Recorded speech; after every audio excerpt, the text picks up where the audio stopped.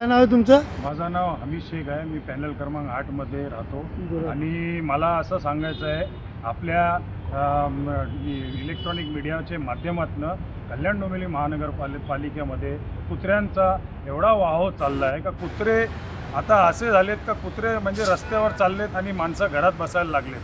ही वेळ आलेली आहे. तर कुत्र्यांचा जेणेकरून जेवढ्या लवकरात लवकर होईल त्यांचा आपला काय ते शिबिर असते, त्यांची काय योग्य रीतीने जी पद्धत असते शासनाच्या धोरणानुसार ते आपण करण्यात सक्षम व्हावं.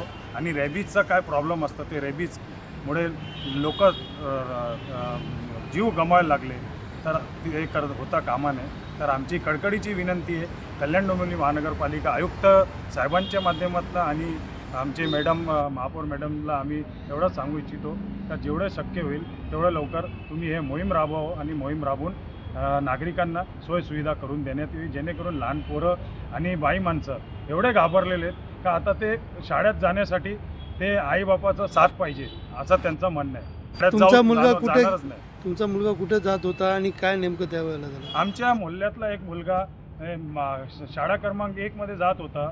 बारदान गलीमधनं तो आला आणि पायऱ्या चढून शाळेत जाताना त्याला समोरनं ते धावत कुत्रे आले. तिथले काय परिस्थिती आहे, तिथे एक जो झोपडीमध्ये राहणार आहे तो त्याला खाण्यासाठी काहीतरी घालतो, अशी वस्तू घालतो तर तो तिथे नसताना, तो ड्युटीवर असताना ते कुत्रं लहान पोरांचे आणि नागरिकांच्या अंगावर धावत आहेत. आणि तिथे एक शाळा आहे नगरपालिकेची, शंकरराव झुंजाराव शाळा. लहान पोरांची ही परिस्थिती झाली आहे का ते बोलतात का आम्ही आमचे आई किंवा वडील किंवा मोठे आमचे घरातले आमच्याबरोबर शाळेत सोडायला आलेत तर आम्ही शाळेत जाऊन येतात, अन्यथा आम्ही शाळा सोडू. यासाठी आम्ही आपले लेखी तक्रार दिलेली आहे.